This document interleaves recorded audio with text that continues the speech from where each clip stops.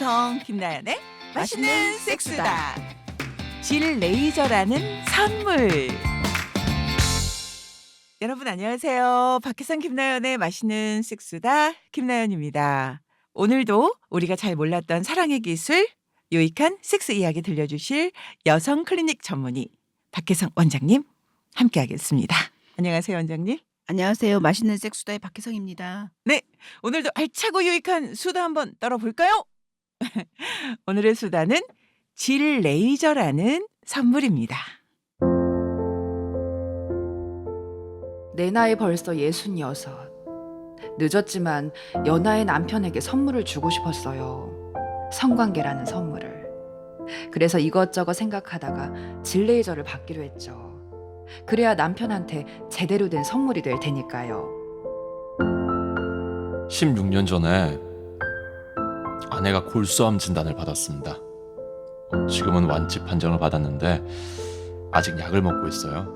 현모양처가 꿈이었던 아내가 교사 생활을 하다가 골수암 투병을 하면서 학교를 그만뒀습니다.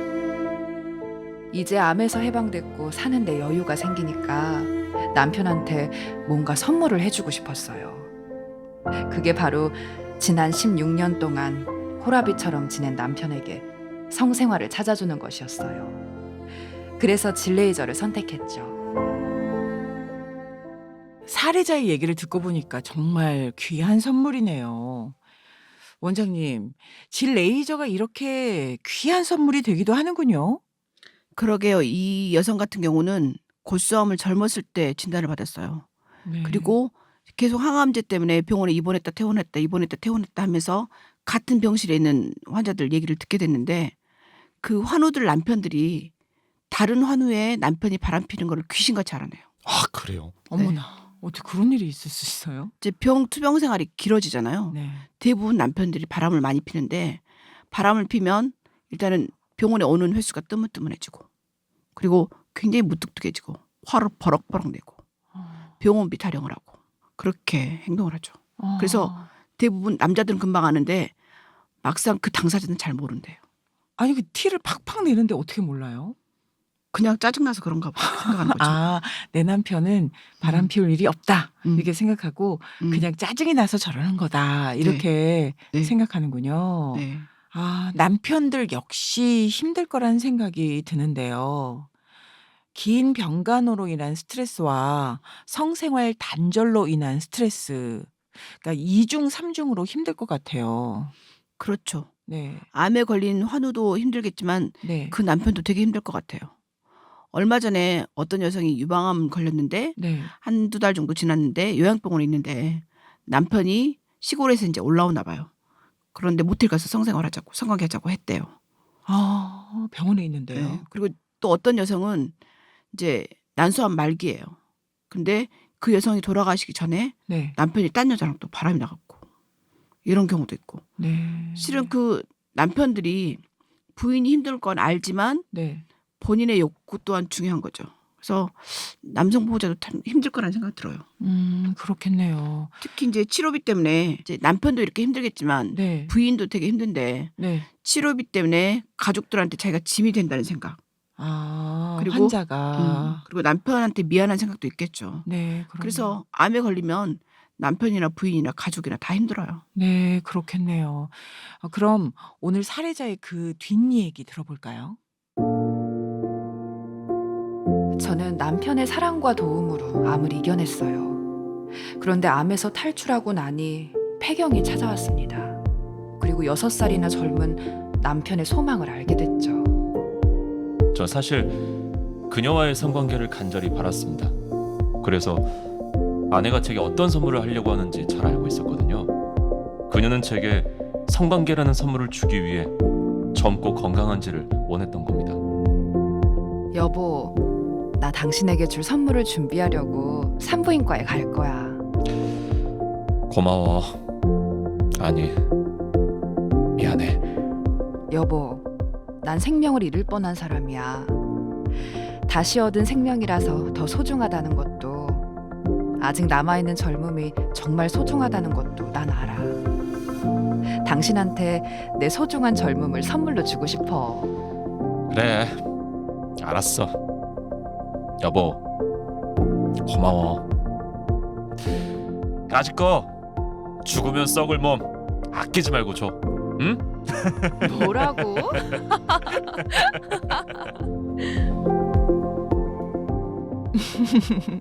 네. 정말 다정하면서도 건강한 부부네요. 그렇죠, 원장님? 네.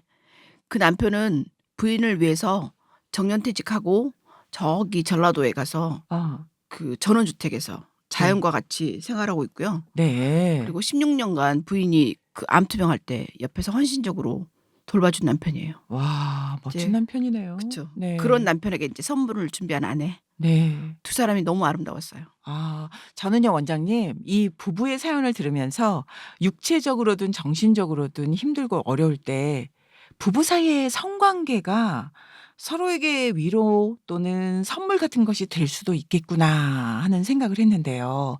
원장님 생각은 어떠세요? 맞습니다. 여자하고 남자가 뇌가 완전히 다르게 생겼잖아요. 네. 이 여성분이 저에게 말을 할 때 네. 뇌를 열어보면 남자가 완전히 다르게 생겼잖아요. 이렇게 얘기를 하시더라고.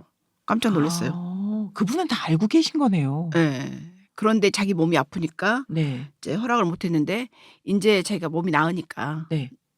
다시 이걸 알게 된 거죠. 네. 그래서 실은 남자는 아픈 아내를 헌신적으로 돌보기도 하지만 바람을 피우기도 하고 네. 아내가 아프다는 걸 알면서도 아내와의 성관계를 생각하기도 하잖아요. 네. 이게 남녀 사이의 차이거든요.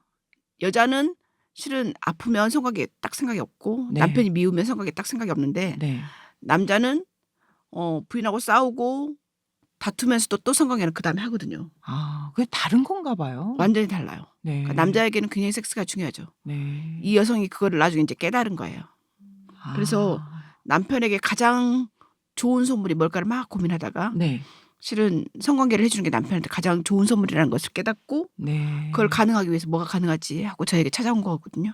현명한 분이네요, 그분. 네. 그래서 이분 질 레이저 시술 받고 네. 되게 두 분 사이가 좋아졌어요. 아. 알콩달콩 잘 살고 있습니다. 아, 다행입니다. 네. 전 원장님 얘기 들으면서 여자와 남자 그리고 아내와 남편의 성에 대한 생각이 이렇게 다르구나라는 생각이 들었는데요. 이 부부의 그 뒤 사연이 궁금한데요, 원장님. 네. 여보 어때? 여기 내려오기 잘했지? 너무 좋아.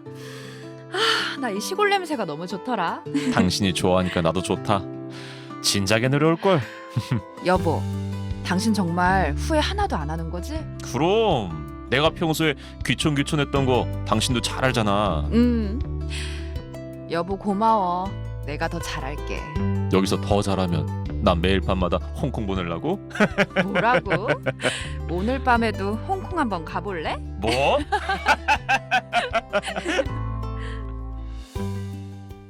원장님, 이 사례자 얘기 들어보니까 굉장히 저도 행복해지는데요.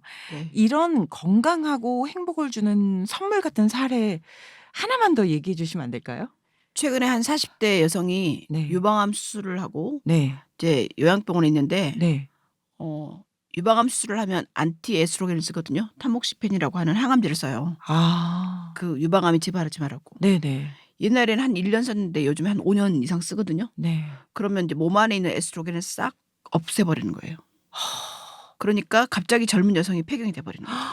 젊은 여성도 그러면 완전히 폐경기 여성처럼 돼버리는 거네요. 그러니까 인공적으로 폐경을 만들어버리는 상태죠. 그러니까요. 그러니까 질이 너무 건조해지죠. 아. 그래서 유방암 수술 후에 이혼율이 한 13%라고 얘기를 하는데 섹스리스까지 따지면 젊은 여성들한테 유방암 수술 후에 굉장히 위기가 와요. 치명적인데요. 네. 그래서 이제 이런 여성이 이런 고민을 하다가 저에게 네. 찾아왔는데 네.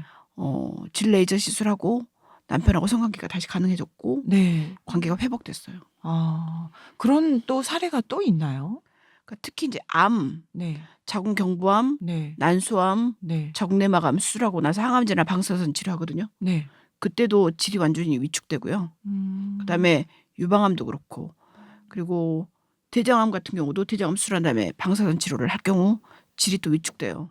그러니까 암하고 상관없이 질이 위축이 되는데 남편은 부인을 사랑하니까 성관계를 하고 싶잖아요. 그렇죠. 그러면 이제 그런 부분에 갈등이 있거든요. 네. 근데 부인은 자기는 암투병 하는 것만 갖고도 힘들어 죽겠는데 맞아요. 남편이 성관계를 요구할 때 네. 두 가지 생각을 해요. 네. 서운할 것 같아요, 저는. 남편한테 좀 이기적이다. 서운하다. 네네네. 두 번째는 남편이 아직도 나를 사랑하구나. 아, 양면성이네요. 네, 두 가지 감정이 있죠. 네. 그래서 그럴 때 되게 고민스러워해요.